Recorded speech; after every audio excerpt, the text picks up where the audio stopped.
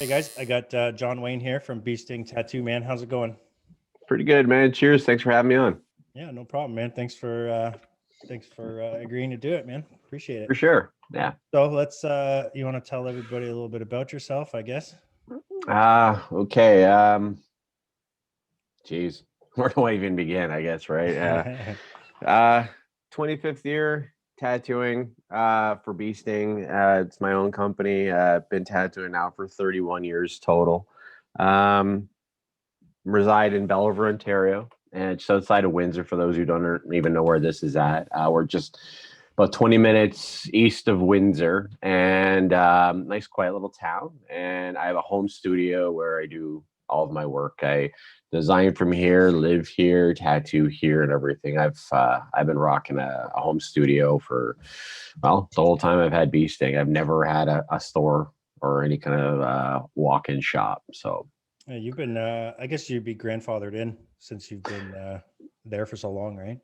yeah, I would. I probably wouldn't say no to that at all. Yeah, grandfathered is a real good term coming in now. Yeah, no shit, eh? Yeah, you can't do any Yeah, of that stuff now. I don't know about like there or anywhere else like the States or any other provinces or something like that. But I know here you can't do that in Barrie and I know they the person I know the most recent that's closest to me that set up a home studio and considering that things are so much different with the industry being so much more popular now is Mofo. He actually just did a home studio, and I've been there a couple of times and see him. And he's the only one that's and he's in St. Thomas area, and it's kind of nice. They they're pretty strict on you for doing the home studio thing. Absolutely. Oh, really, eh? Okay. Yeah.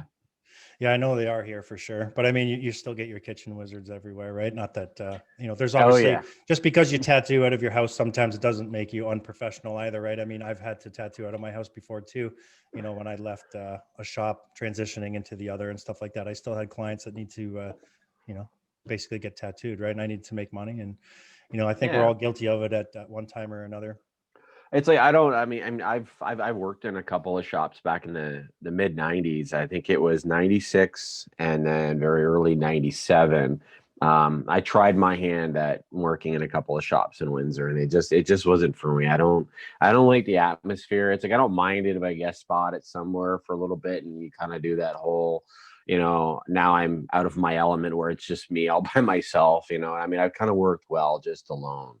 And but yeah, doing the whole shop thing, it just was never for me. I can never see myself jumping in doing that.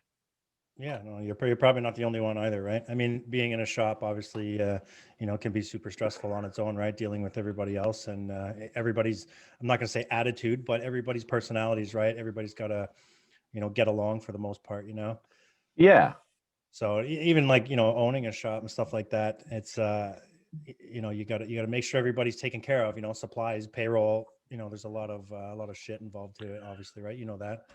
Yeah, and it's yeah, because like especially like for the past I want to say probably about a good 20 years now, me and my wife Jackie, she's been the other half of the business. I mean, I started Beasting just before we met. I was with my ex-wife, and she wasn't around long. I think she was maybe around for about a year or so when I first started Beasting, and then we split up. And not the kind of thing you want to be doing, starting a business and your marriage fails and everything. Yeah. So it was a pretty turny thing there going in the beginning, but then Jax came on board, and then I got about 3 years into it. I kind of like I needed her to help me because things were just getting a little too hectic to try and control everything. I can't be the one to does all the emailing, does the phones, does the designing, does the tattooing. And back then I was like I needed tubes cleaned, Yeah. all the good stuff, right? And I had just stopped making needles right around 97, I think it was. I was tired. I wasn't doing that again. Yeah, no, I hear you, man. I remember having to do that when I was an apprentice, making needles and throwing them in the jig and all this other shit. And, you Yeah. spend all day, 8 to 10 hours and you make fucking 50, 60 needles. It's just, then you got all ultrasonic and all this other shit. Right. So, yeah, it Yeah, can be there's fun. Yeah, it's not. There's actually nothing worse than putting all that time into a needle, and then you go to use it, and you get like 5 minutes out of it, and the solder breaks, or you get like you barb the needle by hitting the edge of Yep. the cap or something. You're like, well, Yeah, no. fuck. I think that can still happen sometimes, right? When you barb the needle, you smack the edge of the cap and stuff, even with these cartridges and all that shit, man. Oh yeah, but then it's like I didn't spend the time to make it. I don't give a No, shit. I'll go to the drawer where I have like crack a another one. thousand others and just grab another one. Yeah, man. So Jax is she does lashes and stuff, eh? Is she a piercer too, or Yeah, she's actually, I think now she's going into her 18th year of piercing, and she's now in her fifth year of doing lashes. The piercing thing was one of those things that she, when she first started doing it, it was like a nice gradual climb, and then it spiked and it just took off, and she was constantly, she couldn't even keep up. But much like anything else, we're in the tattoo world, there's fads. yeah, With piercings, their fads go even quicker, I find, where you'll find like the dermal stuff and the eyebrow piercings and stuff like that stuff will come in hot and it's fast and everybody has to have it because it's an instant thing. You don't have to wait to make appointments for it. You just go and you get it. And when she decided to take on the lashes thing, it was only because the piercings weren't as busy anymore. And because I don't take appointments as predominantly as I used to, where it was like a daily thing, people could book appointments.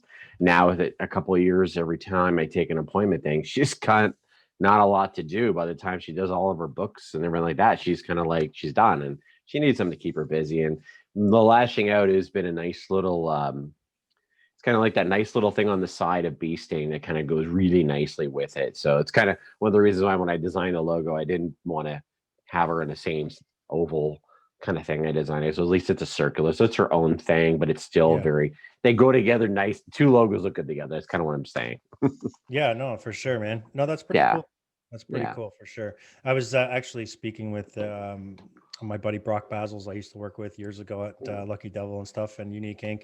And I was asking him the same thing. I asked him, about the whole, fad thing is piercing, dyeing, and all this other stuff, right? And he had to say what he had to say, and I thought the same thing. I thought maybe it just died down, you know. And Yeah. my wife, It's when I met just, her, she was a piercer too. She doesn't pierce anymore, but it was the same thing. Like when I was at Lucky Devil years ago, um, they were crazy busy. It was kind of stupid how busy they were, and then it just seems nowadays it's just kind of dead, not yeah. dead, but just died down a lot. Yeah. Yeah. Just I mean, I sometimes she gets kind of discouraged by it because she thinks every once in a while when it comes back around and she'll get like a wave that kind of goes and carries for about say 2 3 4 weeks, and it's like she's piercing a lot again, so she's going and she's buying more and more stock to be able to do what she thinks is going to keep going, and then it just tapers off again, and then it mhm. could be a while, it could be 6 months to a year before it starts to come back up again. Yeah, yeah, it's crazy how things work, like that. Fuck. It's annoying. Yeah. I mean, I remember when I first started tattooing, it was the same way. I was newer to tattooing, and I'd be busy for 2 weeks, and I'd look up my schedule, and I'm like, oh, I got tattoos for the next 3 weeks, and then I get them all done, and I'm sitting there with my thumb in my ass, being like, oh man, and it gets to you. Yeah, the 90s were like that. I think I tell this to a lot of the younger, newer tattooers that I either tattoo them or I meet them or whatever, and they kind of ask me what it was like back when I started out compared to what they're doing now. And I said, well, back then we had a thing called tattoo seasons.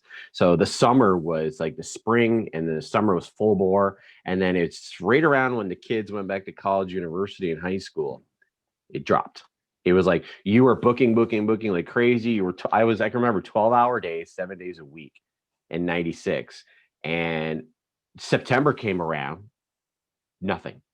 I maybe would do a tattoo once every 3 weeks. Jesus, Yeah, and it just for some reason it just slowly, the bookings started to catch up with the seasoning, and the next thing you know, it's like boom. Because what I started to notice was that at least if I booked past a certain point, I didn't have to worry about the seasons tapering off. Like the bookings didn't happen, but I still had work already lined up. Now it'd be, I don't even notice it anymore. It just keeps going. yeah, you just keep going. Yeah, you, Yeah, you it like to just book yourself a lot, eh? I don't take them often. Like I take them about every 2 years, but it seems like when I do it, there's a good amount. And this is the question I get asked a lot. It's like, do you take everything. I'm like, no, I don't take everything. But do I take a lot of my repeat clients? Absolutely. These are people that help build me over the years. So if they email me and they're like, hey, I'm coming back for more and everything like that, and they may have an idea that maybe I don't want to do it, but I mean, they're a great client and I definitely want to keep them in my books because they were awesome to work with. And I can't say enough great things about them. So I'll sit there and I will take them. But it's that whole thing of waiting 2 years to book to try and catch up a little bit. And then when I get the next one, here goes another 3 years on top of it. Yeah. Well, these are the people that they essentially pay our bills, right? They make us who we are. They give us the Exactly. opportunity to do not necessarily what we want, but over time we get to at least put our spin on things that maybe we don't want to do as much, that we wouldn't necessarily just draw out of our own head, or have that idea, right? So it's you gotta like me with me. I mean, I take a lot of repeat clients as well too, but I try and leave myself open enough, right? Like, I mean, I haven't been tattooing as much as like as long as you have or anything like that, but I try to take on new clients as well, but I've also tried to book myself up before, and I was booked about a year in advance at one point, and I hated it. I couldn't stand it, man. Yeah, it's a stressful thing because on one hand, you get people telling you that, oh, it must be so great that you actually have like this much work like ahead of you, and you know that it's guaranteed. It's, well, one thing, nothing's ever guaranteed. Layoffs can happen if you get fired. Um, you could have completely changed your mind. I mean, I do encounter these instances that happen throughout the course of booking them, to the point that they come out to see me, possibly that I could lose that person. So Mhm. nothing's ever set in stone. It's an idea that you can see ahead. And for a lot of artists, I hear that they get stressed when they get booked 6 months, a year, and stuff like that. And I totally understand it. I get it. I mean, to me, it would be a godsend if I went back a little bit like that. I would love it. But at the same time, it's like I just try and make sure I make everybody happy as much as I can. And if it means that I have to plan my life out for the next 3 years while I'm doing this, then that's exactly what I'll do. Is I try and plan a life for myself and also their appointments at the same time. Yeah, I guess you got to book off, like you have set days or set weeks for holidays and family time for you, right? I'm Oh, assuming. absolutely. Yeah, Yeah. all year long. Yeah, it's usually we take off like a week in March, a week in July. Well, now we're taking the whole month of July off because I actually really enjoyed that when we did their Alaska ride a couple of years ago. I really enjoyed taking a whole month off, and I said, you know what? I'm taking a month now and the entire month of July, and that's it. So I take like a week, a month, another week, and then at Christmas we take usually a couple weeks off then.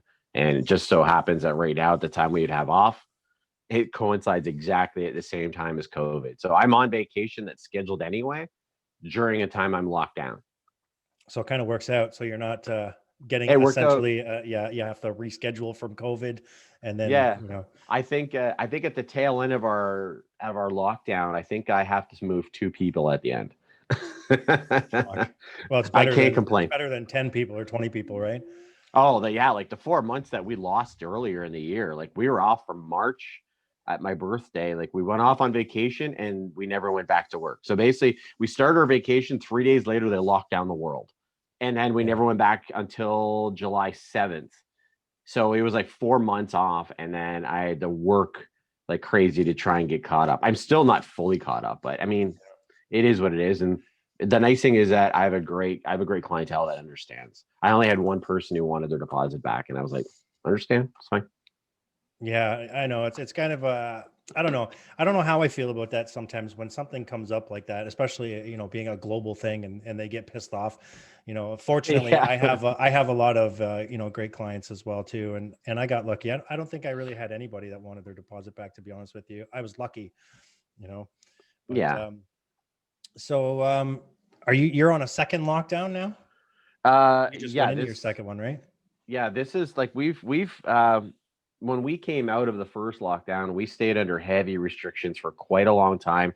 There was a lot of stuff that was going on. Like, I don't know how familiar you are with the way things went in our area, but there was we stayed out so long, and then the restrictions stayed so high for the whole time. I think we went back to work because of the area that we're in. Like, see, there is nowhere to social distance in our area, with this many people in a massive land that's surrounded by water. Like, we're only like 30 kilometers across from Lake St. Clair to Lake Erie. And then we had the Detroit River just 30 kilometers that way. So there's just this little bundle of land, and you're looking at probably upwards of about 350,000 people.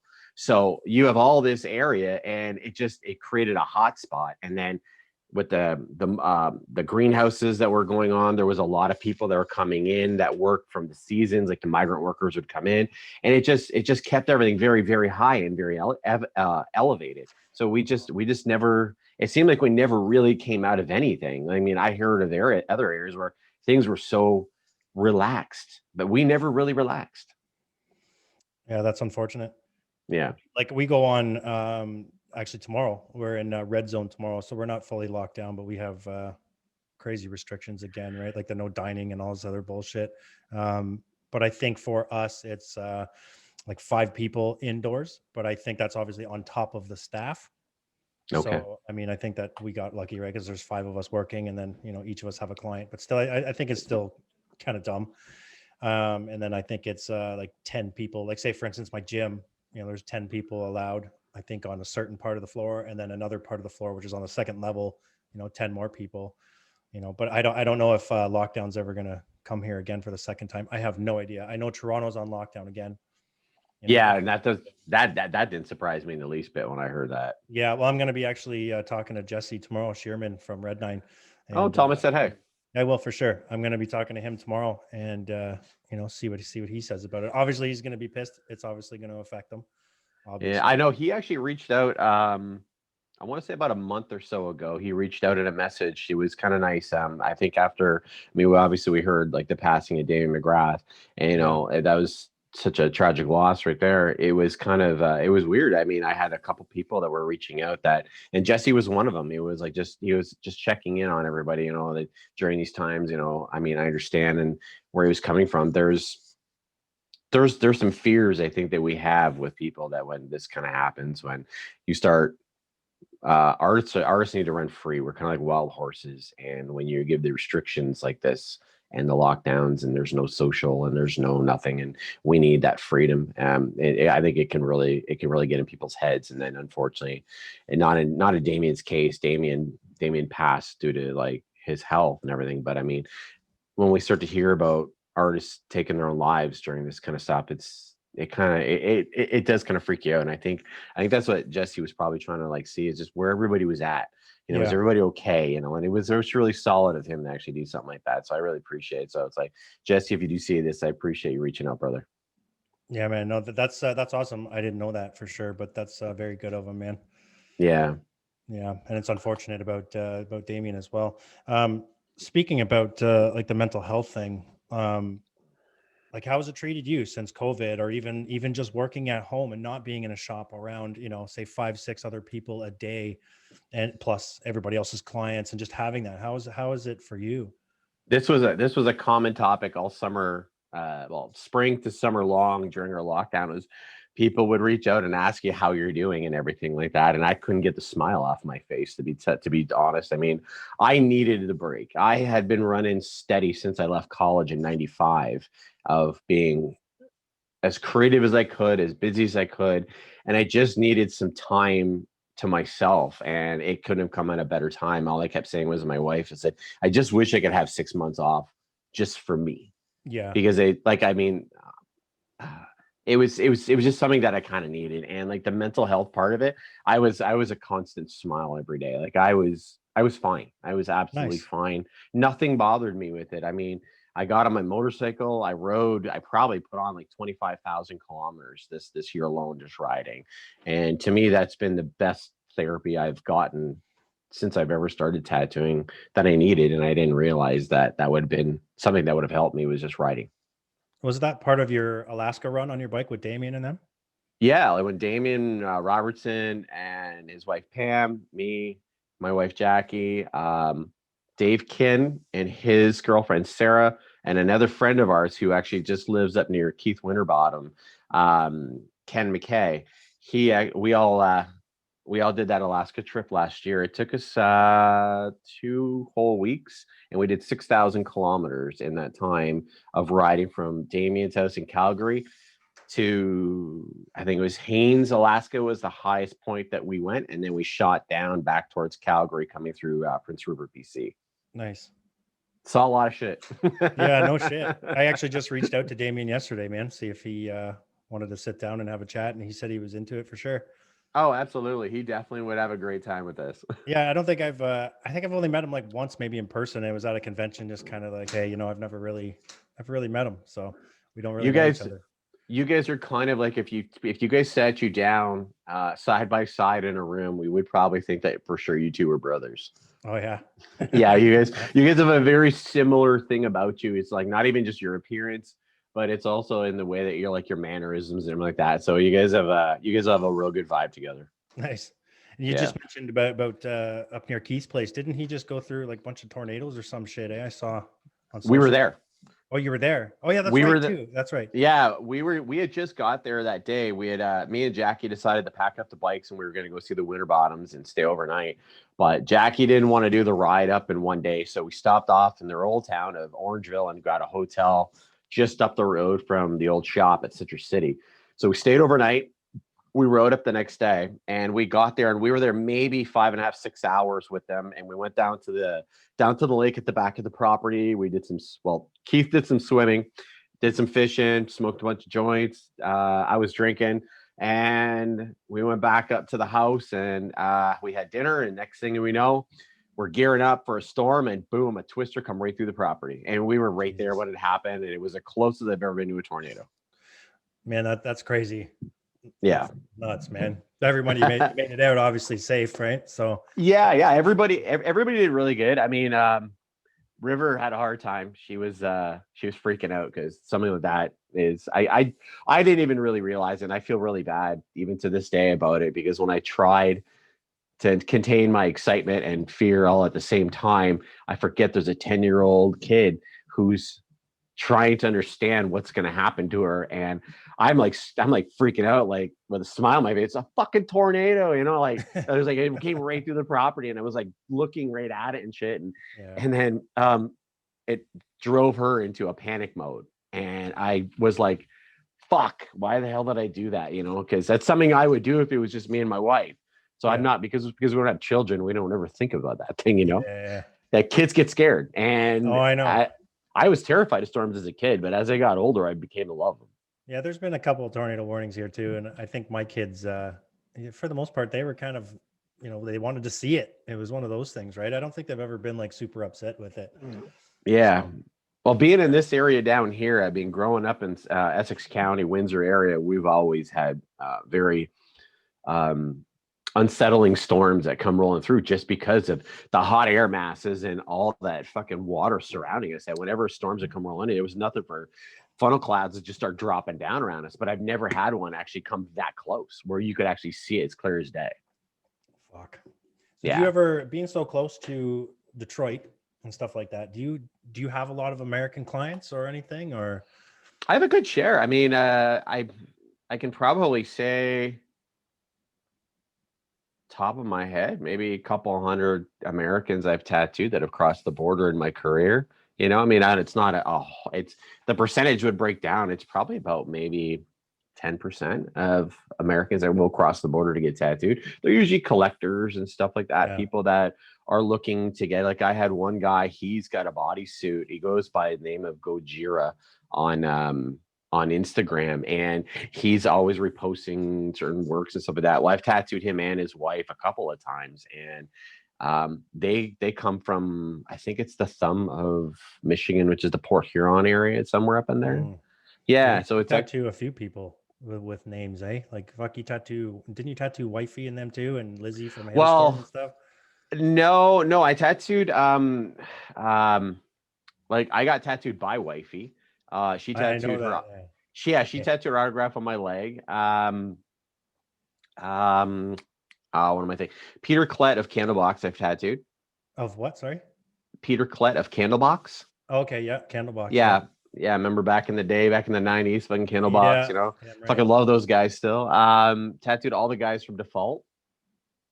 And there's like Paul Dolman of Ashes of Soma, you know, and there's was been it just Lizzie from Hailstorm? Was that just that you met her, or did you tattoo her? No, actually, we've met Lizzie a few times through our friends Wes and Nicole Bailey. They became friends with Lizzie and the guys from Hailstorm, and we were huge fans of Lizzie and those guys. And so they brought us along the first time to really kind of meet them. Like we had met them once at a merch booth up in Toronto at the Uproar tour. Yeah. But then when it came back around, actually getting really personal backstage and everything like that, it was due to them that we had a chance to meet them. And yeah, it was kind of funny. The last time we actually hooked up with them, they played at the casino in Windsor about 3 or 4 years ago. And we're back there, and there's that one photo I always have to show my clients when they come in, because Hailstorm will come on, and there's a picture of Lizzie Hale and my wife feeling each other up. Yeah.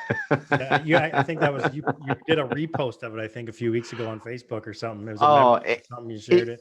Yeah, it came up in the memories, and I couldn't help it. Actually, I actually love that moment, because her fiance, who's Joe, he's the lead guitarist, rhythm guitarist, because they kind of go back and forth.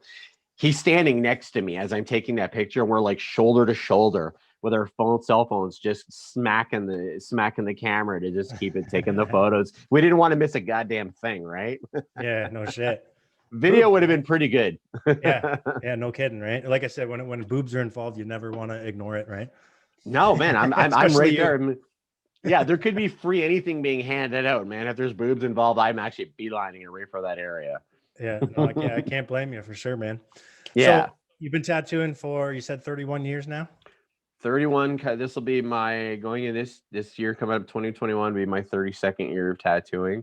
And that just means that everyone always asks like how long you've been tattooing, and when you listen to other artists, people have different ideas on how long it has been. Like when I did my very first tattoo, it was on me. I mean, I wanted to try it, and so yeah, I grabbed the sewing needle and some Pelican pen ink that I had from my airbrush kit, and I just sat there and just started poking into my skin to see if I could do it. And I said, well, I did my first tattoo. Then I tattooed it my girlfriend at the time, and then my friends, and this is how it all kind of like became. It just started going like that. Professionally, we'll say. Professionally, it will be my 26th year tattooing professionally. But anything before 95 that was a lot of experimental, kind of like from 89 to 95. There was a lot of experimenting, and just nothing about it I would ever want to go back and try again. Yeah, no shit. So are you more self-taught, or did you like have a mentor at the time, or like how did you get into tattooing? Or like, I know you just said experimental and stuff like that, but did somebody, take you under their wing essentially back then, or no?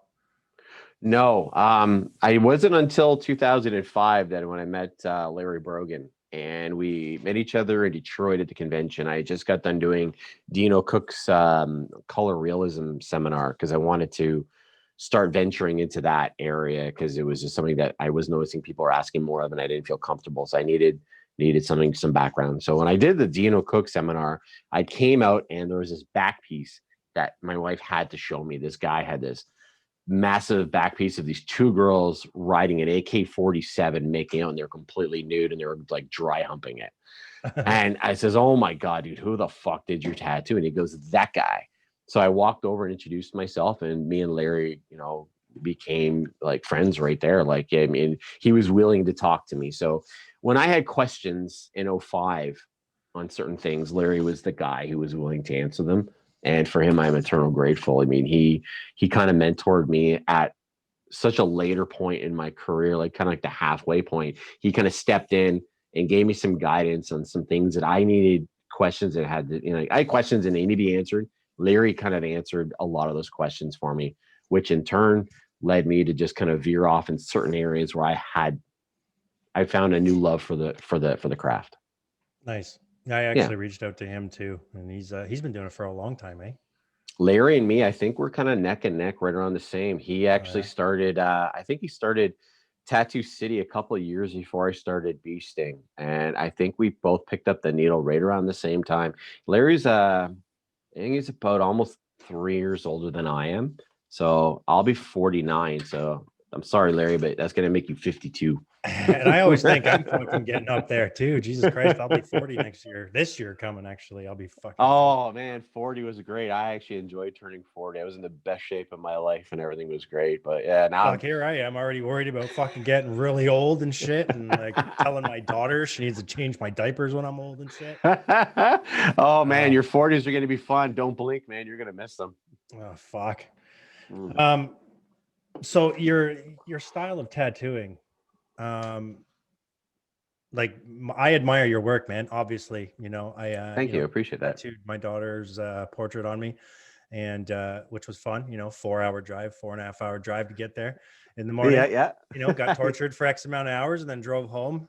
Yeah, It was fun. all swollen and beat up. Swollen and beat up and tired, and yeah, man, it was brutal. But to this day, man, I still fucking love that tattoo, man, and it's Awesome. it's Awesome. awesome. So, but how did you know when you wanted to stick with the style that you do? Because you mainly do color.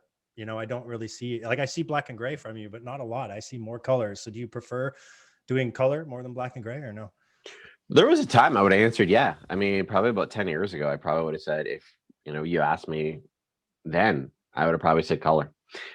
Now, I'll find myself doing a block straight of a whole week of color pieces, and then I'll look at the Jackie, and I'm like, what's coming up on the schedule? Is there anything that's black and gray? Because I kind of miss doing some black and gray work. Rather than having like 60 ink caps kind of like lined up on my desk, I'd rather have like 4 or 5 black ones watered down, and let's just go that route because it's a little Yeah, bit and a easier couple to kind of cups of maintain. water. Yeah, exactly, right. Shit, yeah. The I guess it's like the color thing. The color thing is what I'm asked most to do. I would probably say it's the majority over the black and gray, but I feel comfortable in both. I feel comfortable in both mediums. There was a long time I was afraid of color early on in my career, but I kind of needed to understand the animal of color, and it's a very different thing. It actually took Joe Capo. I met him in Detroit at a convention. Larry introduced me to him, and Joe solidified something I needed to hear, and that was everything I knew about blending colors using color theory at the color wheel was applicable in tattooing.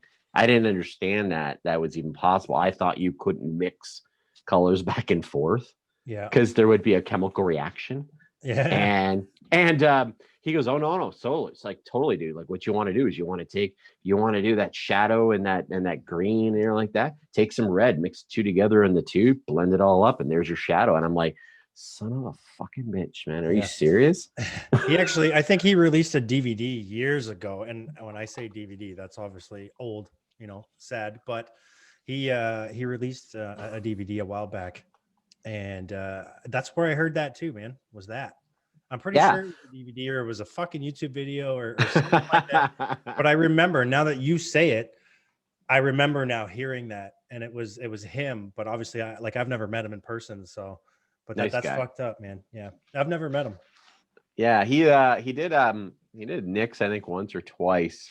I never seen him working there, but it was always Detroit that he ended up doing. And then, much like anybody else, you'll run the gamut of doing like the conventions, and after a while, it's time to leave the party, And that's kind of what we did. We left the party a bunch of years back. I didn't want to do it anymore. I mean, I was already running ragged, and I didn't need to keep burning the candle at both ends. Yeah, that was actually one of the questions I was going to ask you, or one of the topics I was going to touch base with you was, conventions and guest spots. Obviously, with your schedule and being so busy and stuff, I understand guest spots. I mean, I've asked you for guest spots before too, and you've explained to me before. But is it the same thing for conventions and stuff? Like, is it just something that you're just over just because you've been in the game for so long, or is it because of your schedule, or just I didn't have an overly long running conventions. There's other artists that have gone well past the years that I put into it. I did 10 years of conventions, and I'm overworking them. I don't want to work them. I don't even go to them anymore, really. I mean, I haven't been to a convention in maybe 4 years, and we were set to do Sarnia back in October. We were asked, myself and a couple other artists, and Bob Terrell was one of them as guest judges for the convention, and that was gonna be my first time walking the convention floor in a few years, and I'm like I said, I'm just over them as far as guest spots go. Um, I will do them from time to time. It all depends. Like I've got a couple artists in mind that I want to go and do some guest spots at, and that's in the upcoming new normal future, I guess maybe want to call it. Yeah. We'll see how that kind of works out. I just actually hosted two artists here while we were still in the green of being able to do stuff like that, and Yeah, that was it was Val and Malibu, right? Was it? Malibu and Jeremy Racing came in, Oh, and okay. they've known each other for a while, and Malibu just opened up her shop, Death Wish in Strathroy. So she was just just as soon as she got her shop up on the go, she came here and did a guest spot. And yeah, that was our first guest spot since Malibu was here last year when she was still working at Addictive in London. Nice. Yeah. Wasn't Val here not too long ago, or like at your place? Val and Ben, the awesome tattoo couple. They tattoo together, they travel together, they do everything together. We love them. They're absolutely an amazing couple. Nice. They came here a couple of years ago. It'll be 2 years coming up in April that they were here doing their guest spot. It was amazing. They kind of helped me in a few things because those two are like above and beyond like hyper realistic tattooers, and there was a couple of things I definitely learned when they were here.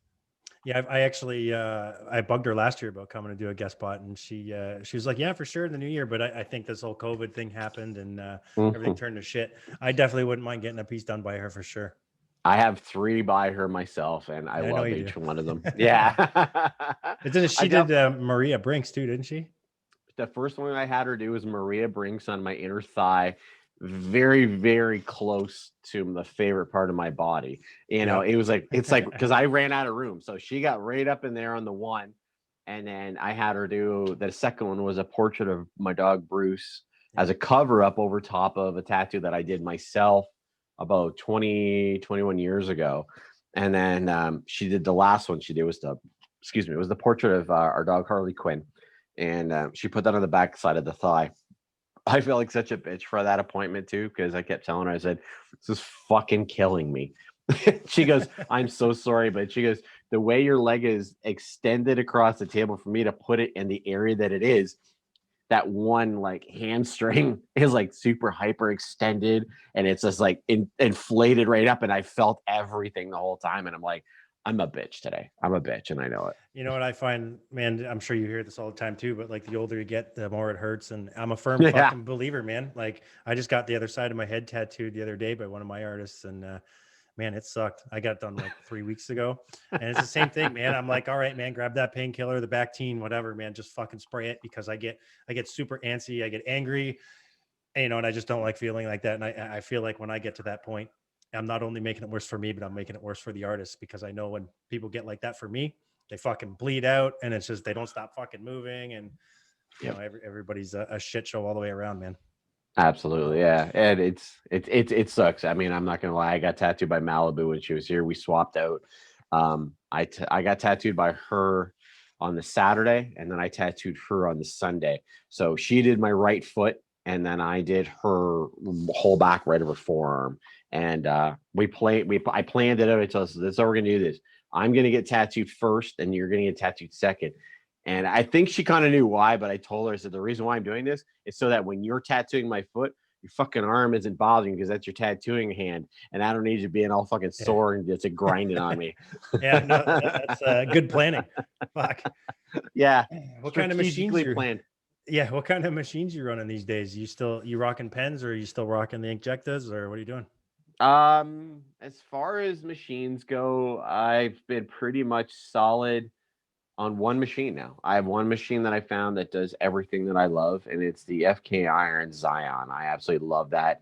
Yeah. I had it used on me for 2 of my portraits by Val, and it was Ben's machine that he let her borrow, and then all of a sudden he wasn't allowed to have it back.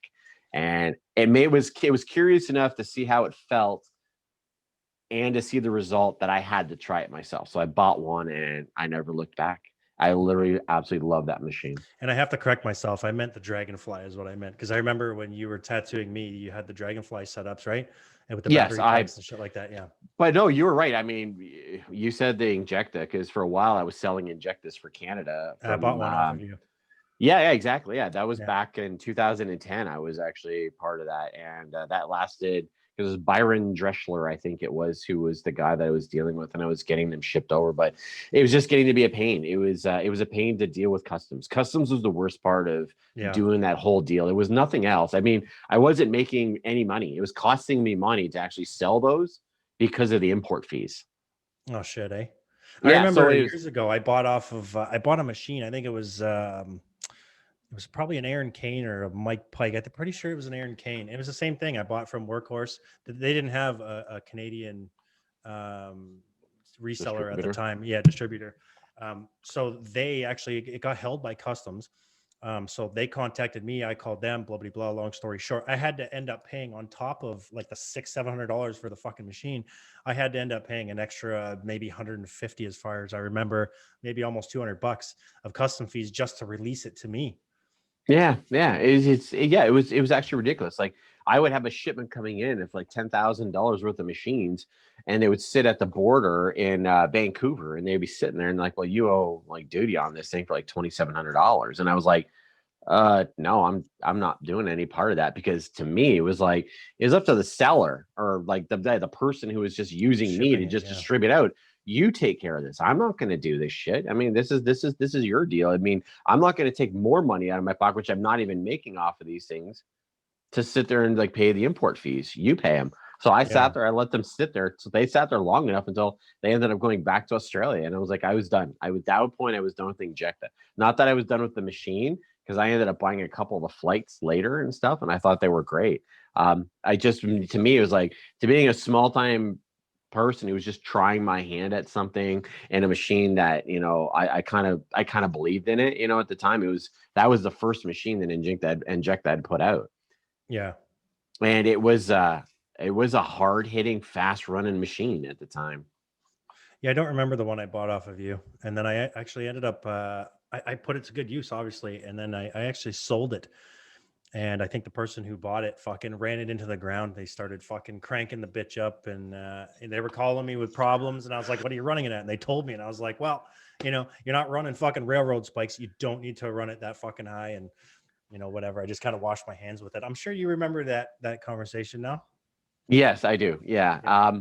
The Maxon motors is what they put in those things, and those things could only handle a capacity. I think it was no higher than 14 volts, and you shouldn't even run it that high, like No. 12 to 13 at the max for the duration. That way you don't burn them out. But the higher you get, the quicker you're gonna burn that motor out. Yeah, like I'm running right now. Mainly, my main machine right now is the Cheyenne, the Sol Nova, the pen, and Okay. I think the maximum I run that at is like 10.5, and that's if Yeah. I'm like packing crazy. But I mean, other than that, I don't even run that very high.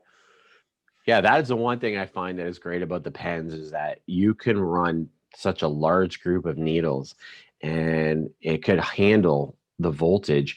And with that much, because if you tried to run it with a coil, say I'm not going to take for instance, say a 17 or a 25 mag, and you need that force to get all those needles into the skin and pack color, Mhm. you're literally just spraying. It's like an airbrush at this point. It's just spitting ink everywhere. Yeah, You like, spitting, but yeah. you basically have to start it as soon as it gets near the skin, just to get it to keep it from being messy everywhere. Whereas the Yeah. pen, you can literally run that thing at like 12 volts and push it 25 and just put it in the skin, and it saturates. Yeah, it just goes. And not to mention, the reasons, a lot of the reasons, why these things were fucking, invented, like saving the hands for us and longevity and not having to, the maintenance on them. And what, we got to oil them every fucking 10,000 hours of tattooing. These Oh things yeah, are great. I remember when I was putting up certain machines that I really enjoyed using when it was like from the Dragonfly to the pens and stuff like this. And I had this one character on Instagram, and I don't even fight with these people anymore. Yeah. He basically says, if you can't hold the machines, maybe you should quit the game.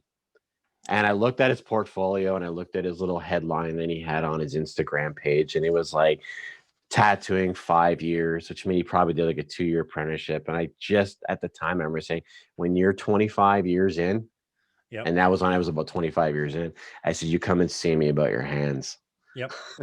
Yeah, man, I'm what, maybe, I don't know the exact amount of years, but I'm like 13, 14, 15 years around something like that into tattooing. And it's ever since I switched to pens, I went from the coils to the rotaries, obviously, right? Yep. Like going to just, the Inkjectas or whatever the case, and huge difference. And then when I went to the pens, it was just such a relief because it's like holding a big fat marker, and Yeah. it's just, I just find it easy to maneuver with line work.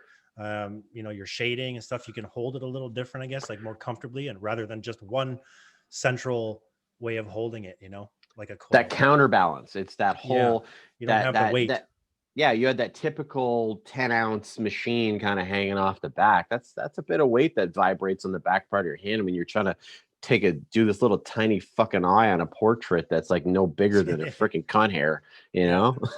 Yeah, man. And then you got, again, back when I used to use coils, there was the big heavy steel tubes, all that other shit. So it kind of helped with the weight a little bit when you used, an inch and a half grip or whatever the case, right? But now then that you switch to the disposables, and then now it's even heavier on the back of the machine, Yes. So it's I think they're a godsend, man. The pens, they're great.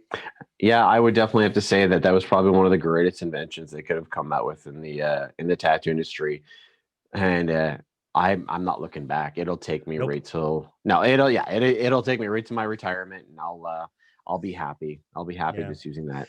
I know there's a lot of artists out there, that rip on them, and oh, they're fucking dildos or whatever the Oh case. yeah, the vibrator. Yeah, Keith the Winterbottom. vibrant. Yeah, yeah. Keith is really good for calling them dildo machines. So fuck you, I, Keith. yeah, I know my business partner. He was ripping on me at the beginning, and when I opened the shop with him, and yeah, he photoshopped the picture with one that was fucking, I'm not gonna say it, but anyways, it was pretty brutal. But now I catch him using the Zion too. He still uses Yes. both, but he uses the Zion sometimes too. So fuck him.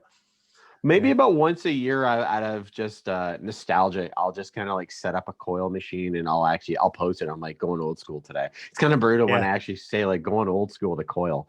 Right. That's kind No of, shit. when you look at like where we're at in the tattoo world right now, it is an old school way of looking, because I can't tell you how many times I see pictures on Instagram or Facebook of artists working.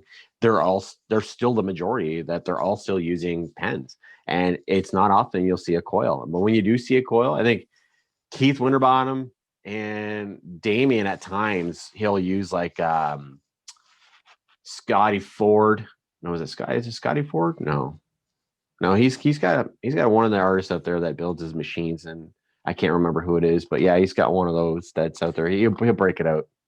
Nice. That's one thing I do.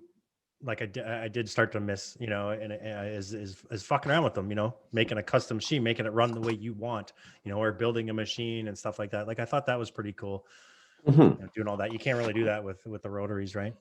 No shit, no. Once you get that thing set, I mean, the only thing that you could really adjust was the Dragonfly had that give.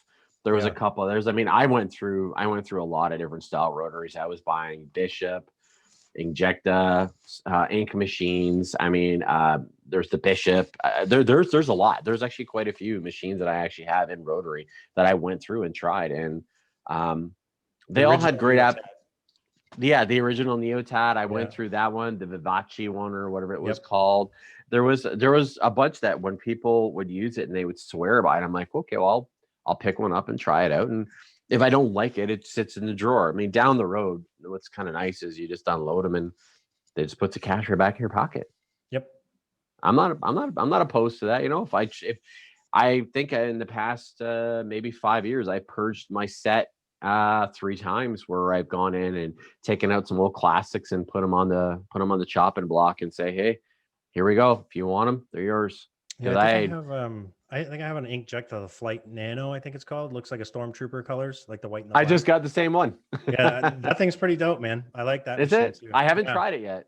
Yeah, it's got like almost like a delay. Like when you step on the pedal, like it takes a second to kick in, and then Spools up. yeah, and then yeah, exactly. It's you can, I don't know, it's weird. It's not like a typical machine where you just hit the fucking switch and boom, it just starts fucking going. But this one takes a minute, and then the same thing when you lift your foot off or whatever you're using for power supply, it kind of has that slight delay to it. But Yeah. it runs really nice. It's a good machine. I like it. Color packer, or is it a black and gray? Seems soft. It does seem soft. They've got the different drive pins in them. I think they're called. Yeah. They're like different lengths and shit. I think some are like you can bend them a little bit easier. I can't remember. I haven't used it in so long, but I think if you change those out and stuff like that, it goes from like softer to heavy hitter kind of sort of thing. I mean, I've done Yeah. color with it, I think when I was using that the main color I was doing at the time was more or less when I was into the oil painting kind of color realism I took on for a little bit. So it made it easy on that stuff when I was doing that style. Yeah, you were blowing me away when I saw some of that stuff. You were just popping out that stuff. I was like, Jesus Christ, Andrew. Thanks, man. Fuck. I was like, motherfucker. Yeah, no, man. Dude, I'm going to be honest with you, man. I never stick to one style, and I haven't. And I think I had this conversation with Chris Smith in the last podcast. Was with me with my style. We briefly touched down on it, and I go from black and gray to color, to certain types of realism, to a dark trash style, to I just love it. I see something, I'm like, man, I really want to do a couple tattoos like that, or this one, this week I really want to do a couple tattoos like this. But I guess it all depends on the piece that's booked in, right? Like whatever, when I see my schedule for the next week, I'm like, okay, this person's getting this, I'm going to do this one kind of like this style and stuff, right? And it's I've had some fun within the last 3 years experimenting with some stuff, and yeah, I think I'm pretty comfortable now. Again, like with you with the black and gray and the color, I can do both all day long. I like, sure, I'll get sick of doing black and gray, for fucking 3, 4, 5 weeks, so I'll want to take a color piece. But for the most part, I think I'm pretty balanced out with my clients that book in with me with black and gray and color. So I'm really liking the whole like girl's face kind of theme, and a little bit of spacey stuff in there too. And who's really crazy with that spacey shit is Saga. That boy's not Ink by Saga Anderson. I've heard the name, and I think somebody showed me their work.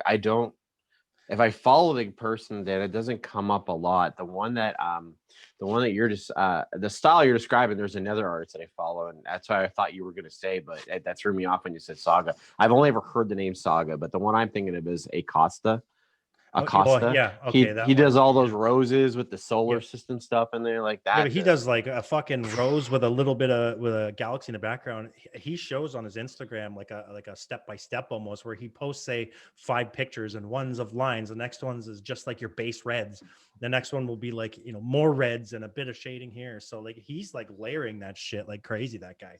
Oh, fuck yeah. And the time going into it is there. I mean, those are probably like 10 hour plus tattoos each time you do them. And like, but that's the time it takes to do that stuff. And that's the one thing I think that it's really hard to get across to the majority of the public who sees what they see on the internet, but have never gone to get it yet.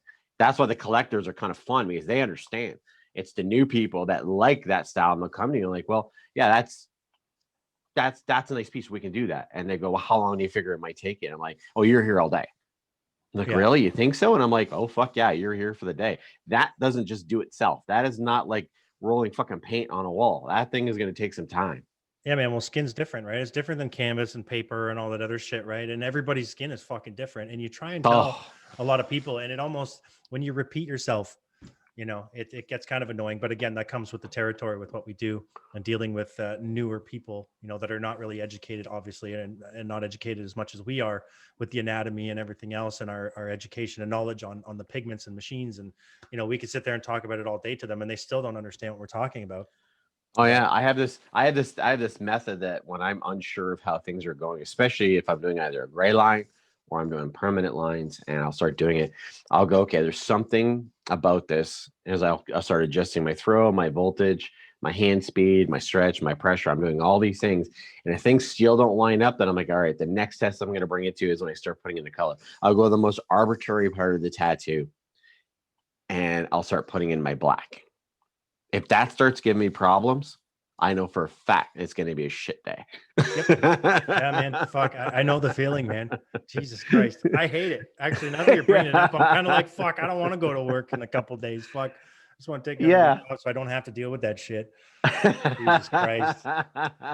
So, you being an at home, like having your studio in your house essentially, and not, in a The business, commute's great in the whatever.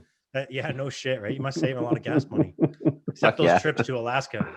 Yeah, right. Yeah. Um, so you've had other artists in the past, like working there for you or with you, for you, Yes, whatever. Yeah. I had one. Yeah. And never any apprentices. What's your thoughts on that? Taking on apprentices? I started with one apprentice, and things, for whatever happened at the time, he needed to go and do something where he could. It was a matter of money versus whatever. So as we know, apprentices don't make money. Yeah. Yeah, they don't. If you're going to be an apprentice, you're going to come into this and you're going to be raw. You might as well be young and still living at home, because you're going to need that. Unless you want to work your day job and then try and do this on the side too, which you're going to be basically spread yourself real thin. In his case, I think what happened was he needed the money and he gave up on it and just kind of went else. He just went into another direction. He's still in the tattoo world. He's just not. He's not tattooing himself, and he's still doing well. I mean, we're friends and stuff like that. The one that worked here, we're definitely we severed ties of everything, and it was done. Yeah, I guess sometimes it's just better off that way, right? Yeah. I mean, I've had to do the same, with Yeah, I mean, sometimes whatever. personalities just don't mesh well together, and in that case, it definitely did not mesh well. So we went our separate ways, and he's there, and I'm here, and I exist, and he exists. Yeah. Yeah. Well, you got to do what you got to do, right? Exactly. Yeah. And I've been asked, I mean, would you do it again? Would you take on another person? And the answer is always this. Whenever I get asked that, I said, I don't want to get divorced. Mm-hmm. And that's exactly what Jackie told me. She says, if you do that again, we're done. I'm walking. And she's, I can't go through that again. So yeah. Crazy shit, dude. Yeah. So are you a sponsored artist at all? Do you what's your thoughts on being a sponsored artist or taking on that responsibility from, because I know you're speaking about Inkjet or anything like that, like being a reseller for them and stuff like that. But what's your thoughts on that kind of stuff? The sponsorship thing, I picked up a sponsorship, and I still have sponsorship through Fusion, and I've had that now since 2009. And Peggy and Adam of at the time, and I can't really discuss too much about it, so I'll just I'll touch a very, very thing. They're not a part of Fusion anymore, but I still have my sponsorship with Fusion. But it was Peggy and Adam originally that gave me the sponsorship, and I still have to this day, and I thank them so much for everything that they did with that. And still to this day, the people of Fusion still holding it, true to what it is. The only other close sponsorship that I had was I guess it was kind of a sponsorship. It was more like how do I put it? It was more like a promotional with benefits.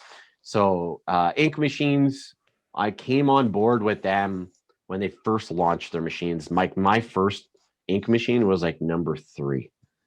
It was a low number, and I used that thing. And the more I kept pushing ink machines, I'm sure you remember back in the day, I used to put ink machines, Dragonfly, and all that stuff. Christian Johansson, who runs Ink Machines in Sweden, he saw that. And after a while, I wasn't even buying machines anymore. He was just, whenever they would launch a new one, he'd ask me if I wanted to try it, and he would send it. So like when they did the Dragonfly, the Stingray, there was the Dragonfly 2, and then they did the wireless battery thing, and those are all ones that I was gifted in order to just keep promoting the machines and stuff. And then just much like anything else, you kind of, when that wave comes in and you're going to surf it into shore, you're going to ride that wave as long as you can, and then eventually that wave is now somebody else's wave. So now after I did my part of it, now then somebody else became the spokesperson for it to try and push it, keep it going. So then they came out with a pen, which was called the Scorpion and everything like that. And I never got my hands on those pieces and stuff like that. Not that I didn't want to. I had messaged Christian a bunch of times about I was even willing to just buy it, but I never got a response. It's too bad because I really wanted to try that Scorpion because it was gonna be able to take what I had for the batteries and keep working. Yeah, didn't that have like special cartridges that were specific for that machine as well? I came to understand that. Yeah, there was a couple people that actually kind of filled in some blanks of questions that I had, and they said yes. The only cartridges that would work would be their own particular ones. And to be honest, it's not going to cut it. And especially if you're on it now and that's all you can do, good luck getting your supplies because it's Yeah. kind of nice. It's kind of nice having the machine you can just buy from this individual or this individual or this individual, and then they all kind of work together. Because let's face it, the cartridge system came originally from Cheyenne. Yeah. No, that's And what I'm then, running right now. I yeah, have the Zion and stuff too, but I just find that the Cheyenne, the Soul Nova, it's shorter and the weight's in the front rather than either spread out even or even in the back. That I just find it really comfortable for me, and it's a little thicker than the Zion. heard that thing punches like serious ink. It's a nice machine, man. I really dig it. And I never used to run Cheyennes actually until I got this one because I was FK Irons all the way. You know, the Yeah, FK's got their shit together, man. they did. They, Uh, like I said, they came out with a pen that like with like nothing else. It was, and I believe that, these machines are tailored to certain individuals. They may not be for everybody. So that's why when you go and you buy a coil, you could tune it to your liking. You buy the pen, you're going to be buying a bunch of pens, so you find the one that works for you. And I've gone through about 4 or 5 pens now, and a drawer full of rotaries. And I mean, I recently I just killed my Zion. It died on me 2 weeks ago, and oh now shit. I'm trying to figure out how to get it fixed because I'm dealing with Icon, and Rebecca's trying to figure out if she's going to hear anything back from FK because of everything that's happening in the States with all the shit and then closing down borders and stuff. And I don't even know if it'll even get fixed. Jesus Christ. Man, that blows too. It's not a cheap machine either. It's what, $1,000? No, I think right now and they're like $900 or 850 or something from Icon, right? yeah, and like they've already had to send it back to them once to have it actually have it repaired for a different problem, and now this is another problem. Jesus. I don't mean to rub it in, but I've had mine for a while and it still runs great. No problems. I'll be on my way tomorrow to come and pick it up. Yeah. So what's your do you ever plan on grabbing like the Flux or anything, the wireless ones? Because I'm interested to see. Like I don't like I'm torn. I want to buy a new machine too, a wireless one, but I don't know if I'm gonna go with the Flux or if I'm gonna go with I don't know what they call it. It's essentially the Soul Nova, but it's wireless, the Cheyenne one. Is the Flux the attachment that goes to the Zion that you control the up and down on it? Yeah, the power supply is essentially the battery pack that's on That's it. the one. So I I have a, think you can get a package that has two batteries essentially, and I believe if I'm not mistaken, Canadian it's around 1,500 $1,500 if I'm not mistaken. oh my But again, God. that's two batteries, when the last time I looked, I think it was around 8 to 10 hours battery life, tattooing Which time, is great. I mean, which is really it's good. awesome. Yeah, yeah. So Well, I'm like actually me, I'm looking to pick one up myself. I just don't know which one. I don't even know how they're getting the battery life out of that. I mean, I remember when I got the batteries from Ink Machines, and don't forget, I mean, Ink Machines they weren't the originators of the battery. They just perfected it to a degree that worked well with their machine. And I get sometimes 5, 6, 7 hours out of a battery before it would be dead. And that was with a needle bar and steel. And then now I just recently, because my Zion's dying or dead, I decided to do a couple of tattoos in the past week that required me to pull out another machine. So I was like, for shits and giggles, I'll line this back. I did this giant rooster back piece that I lined in. And the first day I used a hardwire machine for, it was a UK machine. I can't remember what the hell it's called. And I did the first line. I was like, thing, it hits hard and fast. But then the second one, I was like, I don't feel like having the cord dragging across his back while I'm trying to work on it. So I'll set up one of these things. I pushed cartridges with the Ink Machines battery packs the first time ever. And I was getting average between 1 hour and 15 minutes and an hour 30 per battery. Jesus. To what I used to get almost 4 times that amount on a needle bar. It just lets you know how much energy is having to push those cartridges compared to what it was to push a needle bar. So you kind of wonder, it's like, will these battery or will these machines start burning out a lot more because we're all using cartridges? When you tattooed me, weren't you using you used the battery packs as well? I did. And those Yeah, were those needle bars or needle were those bars. I cartridges? didn't. It wasn't until after I think I tattooed you that I started getting into sampling. It was I believe I first got my first cartridges to really try was after when Tristan did my ribs Yeah. back about 6 years ago. He was running T-Tech. So I grabbed some T-Techs and tried it and I loved it. It was something that it took a little bit. It was about a week, good week or two, solid, steady tattooing with cartridges for me to understand how that was going to work. Where I was used to such a free flowing movement of that needle bar to now there's this thing is spinning, pushing this push thing with the resistance pushing back this way. And I had to find that happy medium of like, where's the snap? Yeah. That snap that I wanted. It Yeah. felt like I was getting more push back than I was push forward. And that's kind of what I had to start to adjust to. Once I figured it out, I had to look back. All my needle bar stuff ended up in boxes. Shit. Those T-Techs, they've come a long way, man. From The when they T-Tex, started. I don't even, I haven't ordered a T-Tech in a while. I started off on them and I started jumping around. Now I'm pretty much I'm between three brands. I got Quadrant, Good Guy, and Needle Jig. Never tried them. I've tried Quadrant. They were all right. Black Claw has them now too. Black Claw Okay. is really good. Yeah. All My right. business partner, and actually I think a couple of my artists, they use needle bars and cartridges from Black Claw and they loved it. And then I jumped on it and they're really good too. But I'm more or less in between the Cheyenne cartridges. I think they're the safety ones, not the craft, the safety ones. Okay. Those are the black ones and the Black Claws. Black Claws, Nice. I suggest you try them out too. They're really Black good. Claw. I'll definitely put that on the roster. Those are orderable through. Just go on Black Claw's website and they have a Canadian branch, I guess, like, or Oh, whatever okay. it is, a Canadian part to their site, and you can order them there. And I think you can order them. I think they're 20 cartridges per box. Where you got Cheyenne safeties, I think you can get them in 10 packs or 20 packs. Okay. So they work out to be roughly the same price, but I really like it. They're open face mags, so they don't have like that little piece of plastic Cover. going across. Yeah, they're open face, so they're really good, man. Way better for ink flow and cleaning, I find. Cleaning for Because sure. Yeah. Fuck, I yeah, got this the other day. I'm always continuously like when I'm doing like blending and stuff and I'm trying to make something look very subtle, I don't clean. I just sit there and keep dipping and going until I'm Yeah. happy with the blend. But then when I want to get that thing clean, I don't want to have to be fighting around with that top part. I'd rather it be open. Like my steels, I always like the ones that were completely open. I didn't like the Yeah. closure. Yeah. So I don't know how big you can get these ones either. I think maybe 27 meg. I don't think they go up any higher. fine by me. y- That's big y- enough. Yeah, you don't really need any bigger. I remember back in the day, man, we used to be able to build rakes with those Mm. fucking, 45 megs and all that other shit. Fuck that.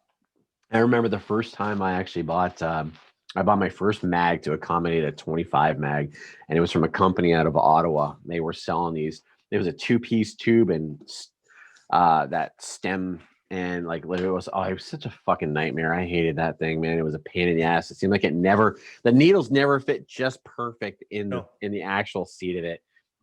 The only things that's ever worked for me is when I just bought the cartridges. The cartridges, Yeah. they're designed, it's perfect fit, and everything's fine. So a 25 mag in a cartridge, I can sit there and tattoo with that all day, no problem.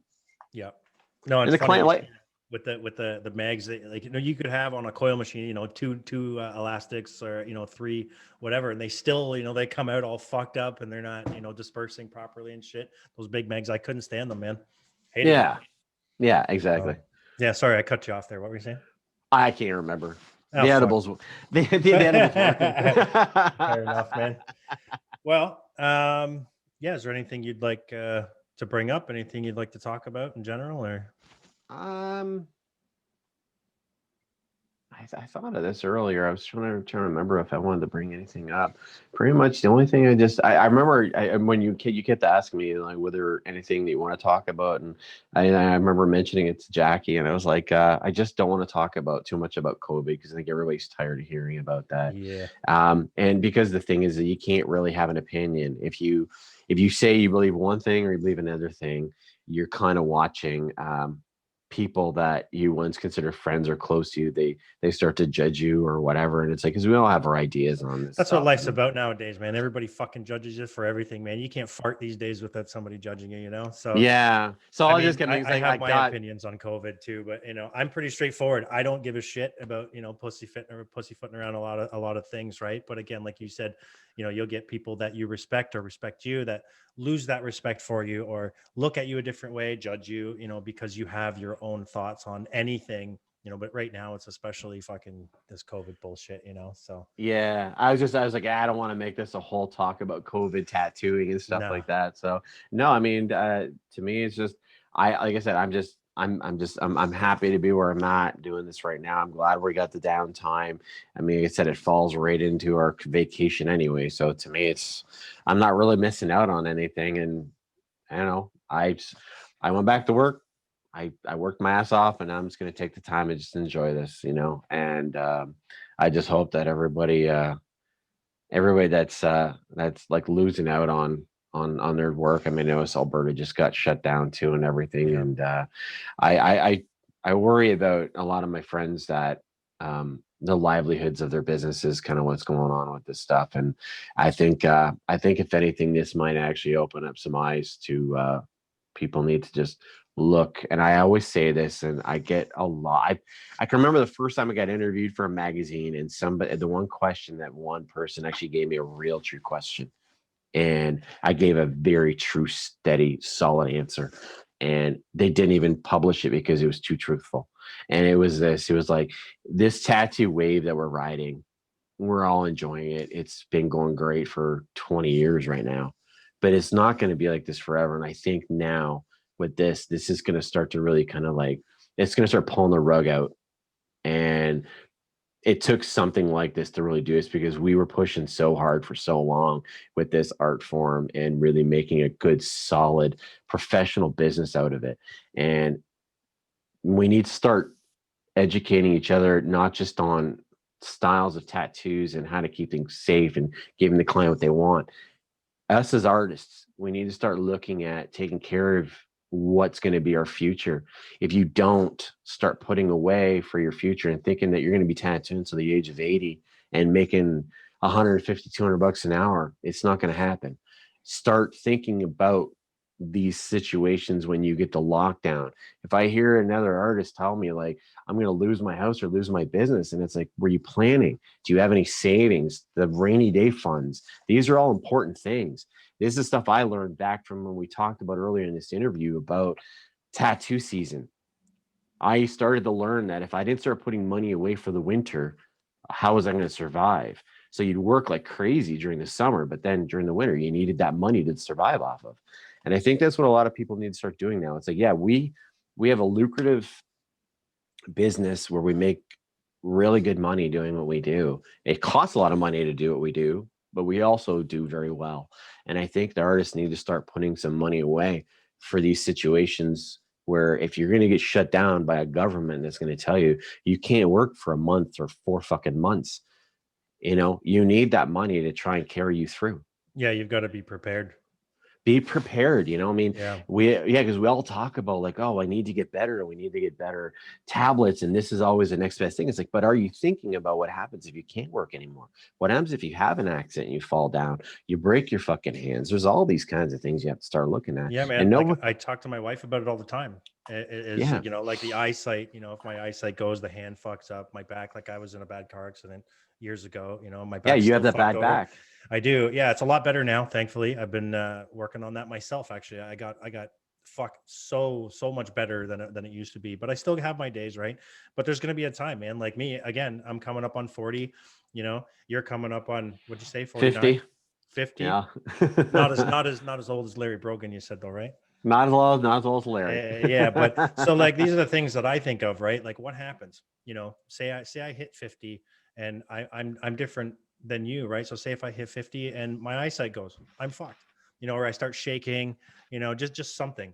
So and this is what leads me into me doing podcasts and stuff. I'm not looking to make it big on podcasting or streaming my fucking video games that, you know, some people don't give a shit about. But if it happens, it happens, and I'm going to embrace it.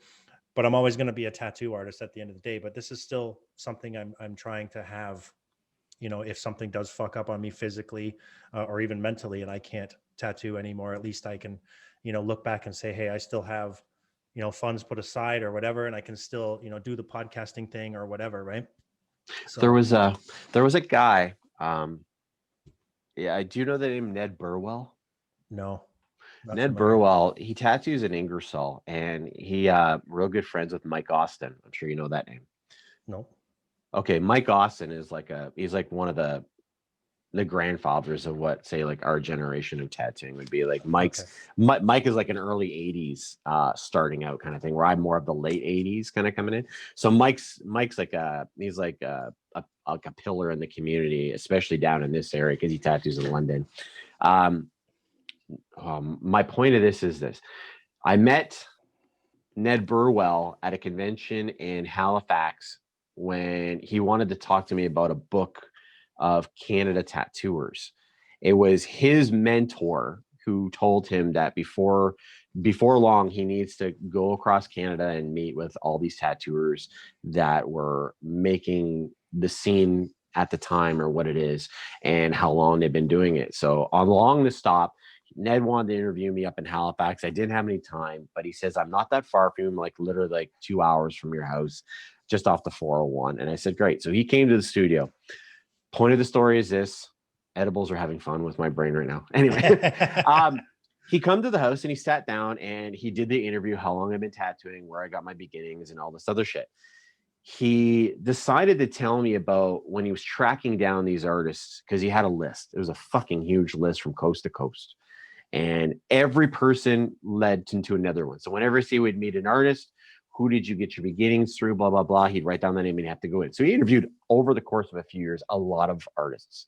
But there were some names on the list that he remember hearing about. And he goes, oh, fuck, I remember hearing about this guy. That guy was like a legend and stuff like that. To track down a couple of the artists, and the one in particular, that kind of like shook me to the core. Here was an artist at one time was like riding the biggest high and everything was going great. And you think that this guy would be tattooing with alongside the likes of like Aaron Kane. So even today, he found him practically homeless, living in a fucking rat infested hotel. And he did his interview for him there. And it was like, he was broke. He was addicted to some of the fucking worst drugs, alcoholic, like literally had nothing to show for his life now. And I remember hearing about that. I'm like, man, that could happen to any one of us doing this job, because let's face Absolutely. it, at the end of it, if we didn't take care of ourselves, who is? Mm-hmm. Is it going to be the clients? No, because the clients, as much as they love you as the artist, if you disappear and something happens to you, eventually they're probably just, the majority of them are just going to go find another artist. Yeah. So we have to learn to take care of ourselves. And I like I said, when we're always telling each other to take care of each other with this and that, it's like, financially take care of yourself, because if you don't, it's going to be a rough final road, that you're not going to be ready for. Yeah, no, I agree. And not only take care of yourselves, but watch out for one another too. Kind of like what you said at the beginning of our conversation here with Jesse, Yes. reaching out to certain artists, making sure everybody is, everybody's good. Yeah. Like I said, I was taken back when I got that message, and it was somebody I didn't expect somebody to actually reach out to say, hey man, are you okay? Like, is everything good? And it was like, to me, it was like, I responded back. I was like, oh, fucking phenomenal, dude. Everything's great. I mean, yeah. I couldn't be happier. So with you coming into, 26, 27 years tattooing, physically, how's that taking a toll on you? I know that because seeing a few of your posts and stuff, you were hitting up a chiropractor and shit like that. I do 3 things every week in order to keep working. I do my Mondays start off with massage therapy for an hour. And then in the afternoon on Mondays, I do Monday because Monday is my drawing day. And by the afternoon, I'm at the chiro. And then by Thursday, I have a physiotherapist that comes to the studio and works on me here. I do those 3 things every week, along with multivitamin supplements and stuff like this to kind of help along with like my muscle joints and everything, because I have like a lot of nerve damage through my neck now from like working, doing this job this long, and I'm getting arthritis in my hands and all these bumps all forming all over the place and everything. But You're yeah, aging, like bud. You're aging. exactly, yeah, right. Like Yeah. aging like a motherfucker. That's probably why I put up the other day. I need a heavy bag. I mean, I had everybody and their concerns right. about me getting a heavy bag. Like, oh, your hands. I'm like, yeah, but you understand, if I can't move anymore, and to me, like, I don't like lifting weights, and I don't like treadmills, and I don't like any of the fucking other bullshit. I want to be able to do what I want to do, and to me, hitting stuff is fun. Yeah, So absolutely. yeah, so I'll set up a heavy bag and I'll do my 2-minute rounds and shit like this, and then I could just get the exercise, get the frustration out, and then I'll start to be able to move again. Because the problem is that, as you know, being the artist, it's that forward hunch that we're always in that stretches us all out in the back. That's why recently you probably saw that I had blew up my ribs on my back. I had 4 fucking ribs pop out when I was going to make a stencil. I walked into the room I'm sitting in right now with my client, standing in my studio, and you've been in my studio. It's right next door.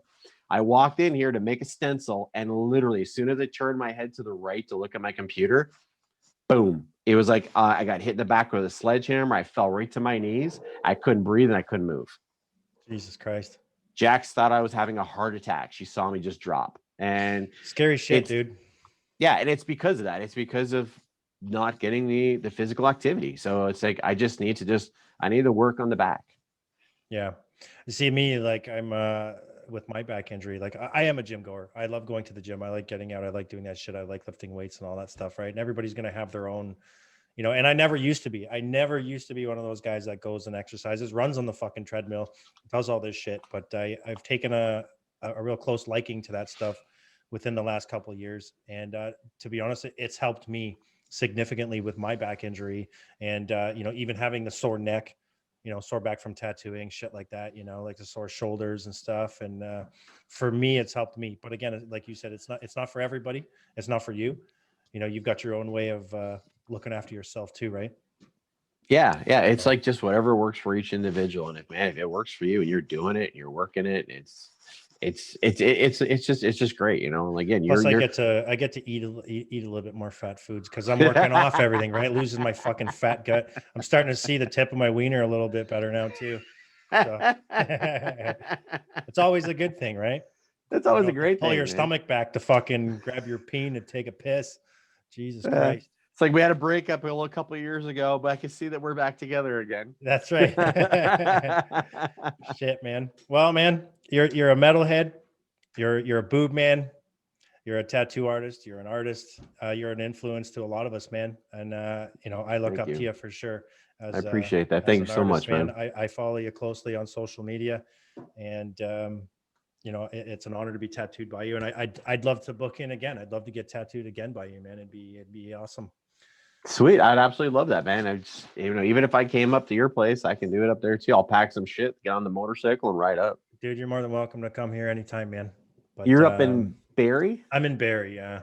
Yeah, we went through Barrie on the way up to Keith and Sarah's. Did you? Yeah, that's my neck of the woods, man. I'm sure Barrie's big. I don't know if I got nearly. It's big enough. Yeah, it's big enough. So, but absolutely, I was born and raised here, and the city's nice. I'm not going to say much about some of the people here and the downtown core and stuff, but we get that every city, right, where the downtown core is kind of run by drugs and shit like that. Oh, yeah, Windsor's like that.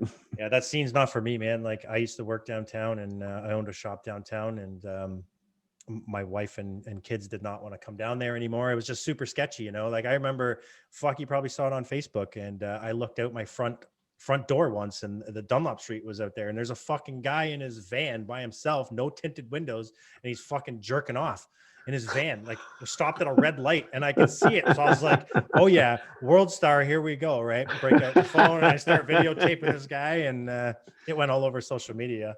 So I'm sure my God, pop up as a memory. Yeah, like downtown Barrie's fucked, man, and I'm sure every city's gonna have, their stories, or they see shit or whatever. But it was just one of those things where I didn't want my kids around there anymore. And it's maybe that's why when we were heading up to Keith and Sarah's back in the summer, and we stopped off in Orangeville the night before. We met up and had dinner with our friend Ken, who we did the Alaska trip with. He says, "So how are you going to leave from Orangeville to get up to Keith and Sarah's in Huntsville?" So I showed him my map that the bike thing kind of like routed it all out. He goes, "Oh, you don't want to go through downtown Barrie."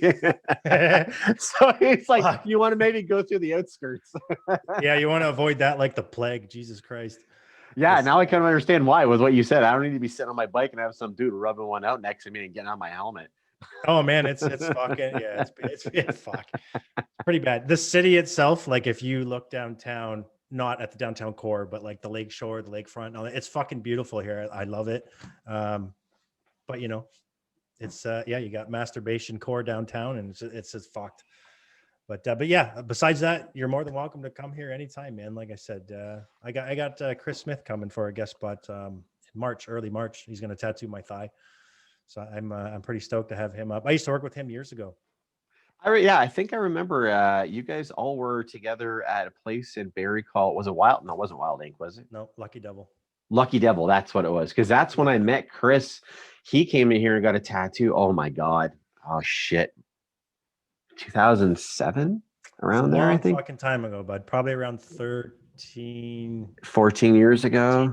Something like that. Yeah. Yeah. And I think that was I don't know if we kind of like were introduced around that time. I know it was either around the time or maybe after that. It wasn't before that though, because I didn't know too many artists up that way at that time yet. I was fresh, like right off the boat at that point in time. So I was like a fucking just one of those little artists taking on little fucking kanjis and shit at that point. So yeah.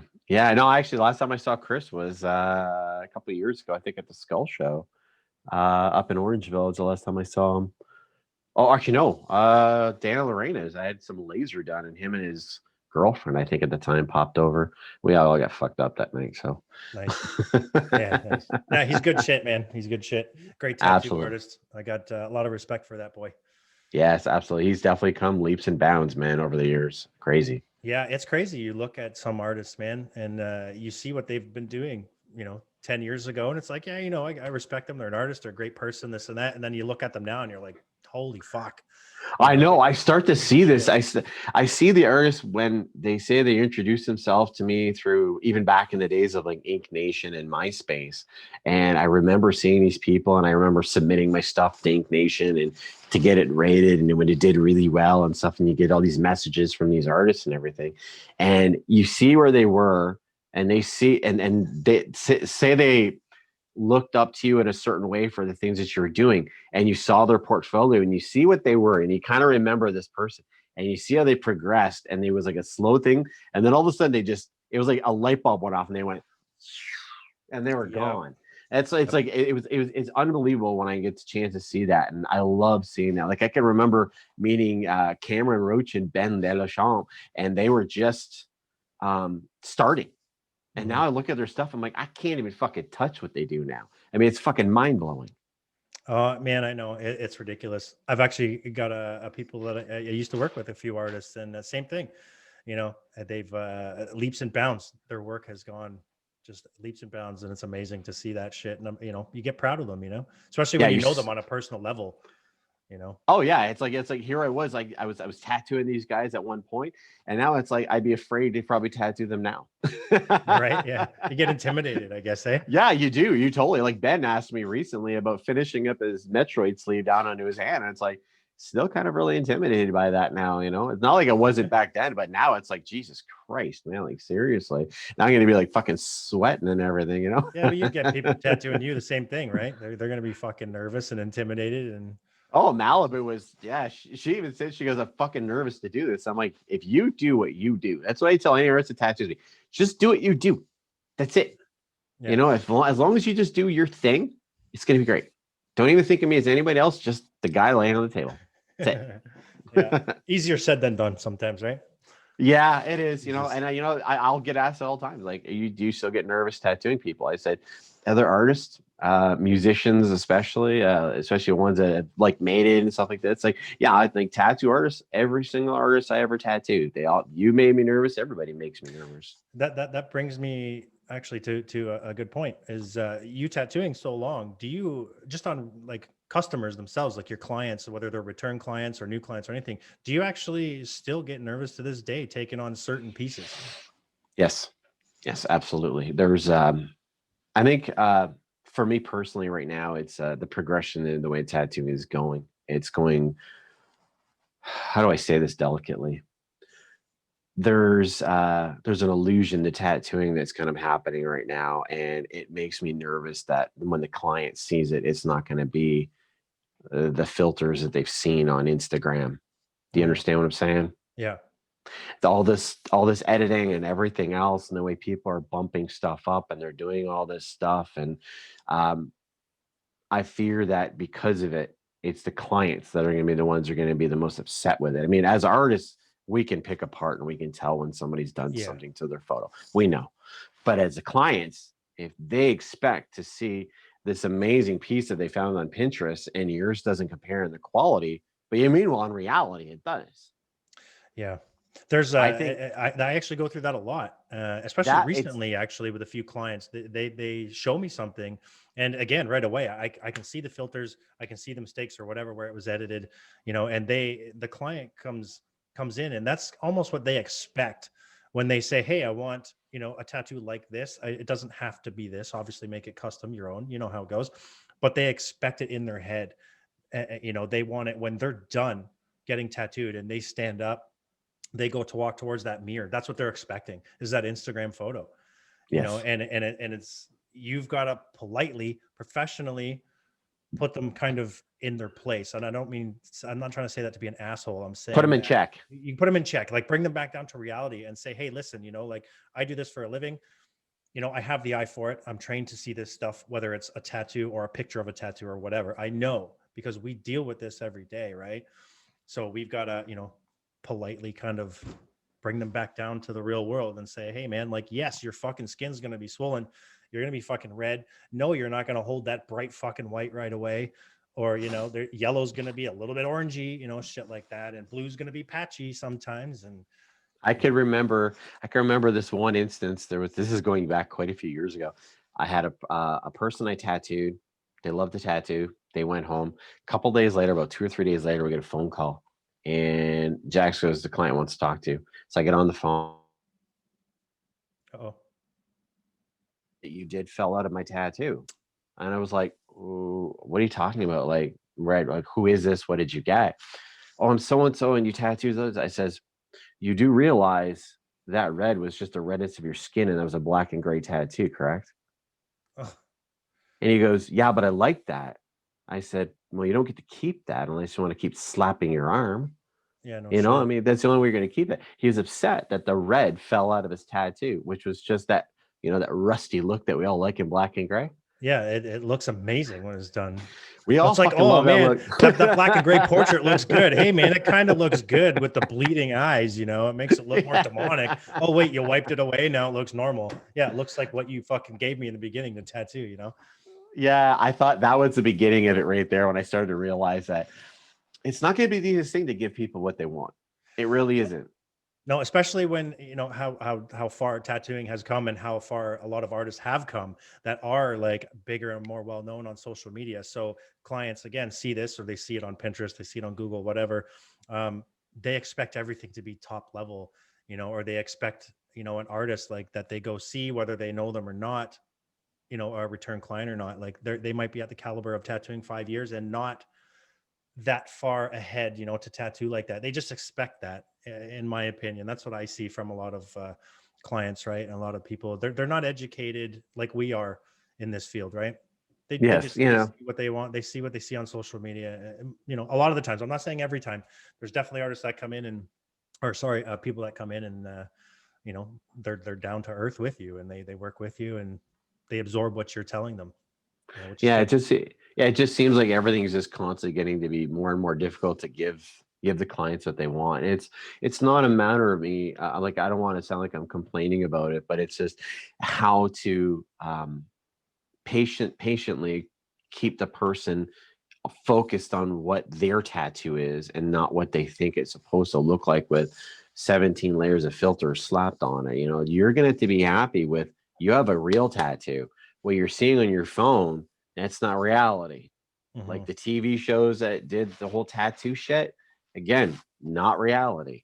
That's just a fucking show that's orchestrated in a way. Now we have this where people are able to present their tattoos, and they're not always what they seem. And I think, and that's become one of the more frustrating things that I've had to deal with, just in the level where I'm at. Being this long, is that I never expected that you're going to be competing with filters on phones, when back when I started tattooing, there wasn't even the fucking internet, Right. Yeah.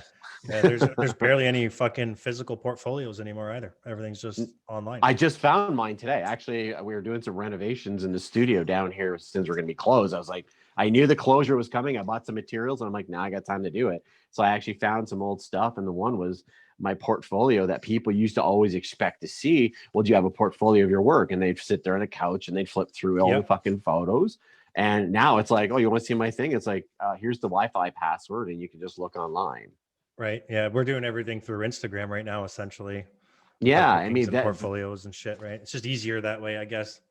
Yeah. It was like back when I used to sit there and I used to collect 2 or 3 months worth of work, and I put them all in a folder on my computer, and then I would take that folder, burn it to a disk, send it off to Skin Industries or whatever it was back in the day.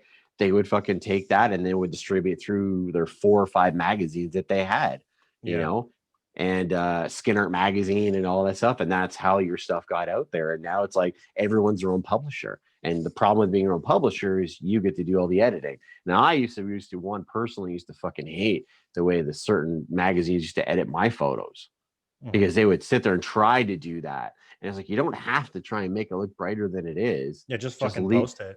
Just fucking post it. But they wanted to make it look like it was like the contrast was so oddly set that now that thing looked awful. I think hate it. With Instagram, I think when I upload black and gray, it's not necessarily a filter. I can't remember what it is. I don't know if it's a saturation. I literally dumb it down by like 5 points, and it's, to me, it's enough to take like the redness away from around the tattoo. And that's literally the only fucking thing I do.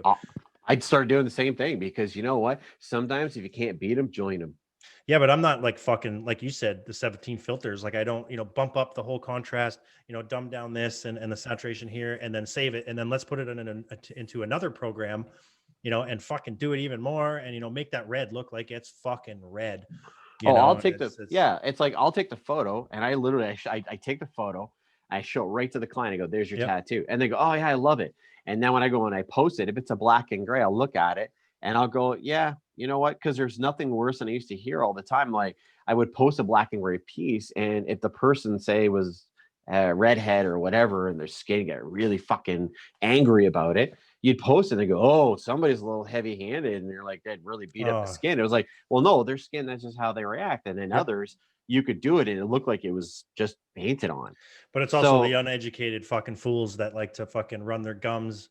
They're not tattoo artists or whatever, right? Those are usually the ones that come in and say, oh, you're heavy-handed, or fucking, what you're doing, kind of sort of deal. It's like, take the good with the bad, right? That comes with it, right? Exactly. Yeah. And sometimes now it's like, if I get somebody that makes a comment or something like that, it's like, I just delete the comment. It's like, because the problem that I found, even back when I was uploading stuff to Ink Nation, I would do good on a certain point, and then if one person came in and picked out something that they wanted to make a note on that they thought was wrong about the thing, that just pretty much, it was like all these little trolls came right to this one comment, and then they all just blew it up. So now what was going to be a great piece stopped being a great piece, and now it was all this trash. Yeah, because of all these fucking trolls. Like you said, they've all got an opinion, and that's where the internet is kind of sketchy with anybody really that uploads photos or looking for critique or whatever. Like us, this is a free advertisement. This is a way to get our portfolios out for people to look digitally, and that's the way we're going now, right? But people attack it, and you've got that, right? Especially online, people attack your shit. It's just so easy for them. Yeah, man, they thrive on this shit almost, being trolls. Yeah, and especially when you get a lockdown and there's nothing else to do, man, they're going to be really on top of you. They're on the shitter, fucking flipping through the gram, and I had a fucking clown yesterday left a comment on my Instagram post because I literally took the screen capture that we were going into lockdown. I didn't say anything else except, here we go. And I put it up so that my clients would know that we're on lockdown. So I didn't have to message everybody and let them know. I could literally, if you're my upcoming clients or whatever like this is kind of where we're at. And there's it. This guy, he starts going into like dialogue of like why I should stay open, pay the fines, fight the system, stand up for yourself, blah, blah, blah. And like you're fucking cowering to the government and all this shit. And I was like, I get it. I have my opinions on things, certain things too. But this guy wouldn't let it go. Then he's going back and forth to these other people and he's fighting on this shit. So it was now no longer what the post was about. It's just about this guy's opinion. So I delete it. Turns into political bullshit at that point. Yeah. Because now my phone will stop blowing up with people just arguing with this guy. So I delete his post. So you know what he does? The fucking next day goes to another guy that made a comment and he goes, yeah, the fucking guy deleted my fucking post. Obviously, and like he literally started calling me, he's probably fucking just selfishly thinking of him fucking self. And I'm like, whoa, dude. All I fucking did was just put a post saying we're in lockdown. Yeah, to notify your clients. I never gave a fucking comment about anything, but the fucking idiot sits there and starts going off and get my blood pressure fucking rising up. So I did what I did again. I block him this time. It's like, you're not even going to be able to get on my page now. So it's like, you basically just fucking just sealed your own fate. Goodbye. I don't need this shit. Yeah. No, it's all politics and shit, man. And that's, actually, I've been asked about that here with, are you going to be bringing up that with your, like, getting into politics, essentially, whether it's from COVID or whatever conversation on your podcast? I'm like, no, absolutely not. Like, I can talk briefly about the COVID, talk about the, how that artist is dealing with COVID and their business and tattooing career and that kind of shit. But I'm not going to get right into it, like you said, because everybody's got their own opinions, right? Whether exactly. It's, bowing to the fucking government or, mind control or whatever the fuck it is. You're a sheep, blah, blah, blah, Oh yeah, I know. Their own shit, right? And as long as it's on Facebook anyway, just believe what's there. Don't listen. We do it. My beliefs. Yeah, it's like if I'm going to discuss it, I don't do it in an open forum.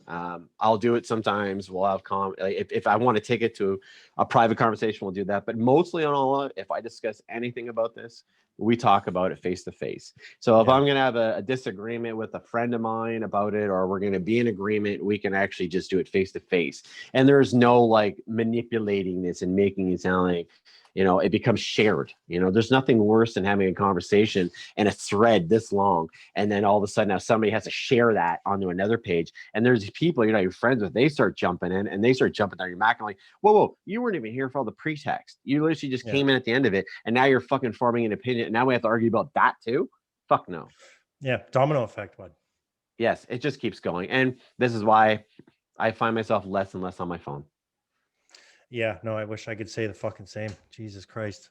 It's terrible with all that social media shit, man. I try to stay away, but I'm one for YouTube, especially with having a podcast show, being a streamer, streaming the video games, tattoo artist and shit. I'm fucking on social media all the time. I'm running 4 different pages with Instagram and, a few different pages for Facebook and all that shit. So it's hard for me, a couple YouTube channels. I think I got two YouTube channels as well.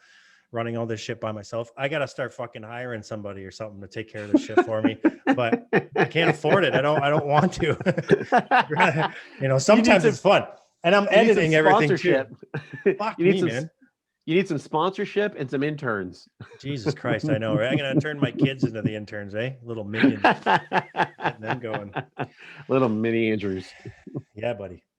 But anyways, brother, if there's anything else you'd like to talk about, man, just let me know. But if not, I really appreciate you letting me chat with you, man. It's been great. It's been a pleasure. Absolutely. getting caught up and hadn't seen that face in quite some time. So it's been good to kind of reconnect again. And hopefully we don't have to, always have to do this for an interview thing. If you ever just want to just shoot the shit, man, I'm always down. Yeah, for sure, man. Me too. And let Jax know I said hello, and you guys be well and be safe and enjoy your holidays. Yes, all the love to you and the family, Aaron. Have a safe holiday. Thanks, man. I really appreciate it, bud. Okay, I'll let you sign off on this because I have no idea how to close this out now. I'm just gonna close it down and I'll be with you at 1 sec. Okay, buddy. All right, brother. Thanks, man.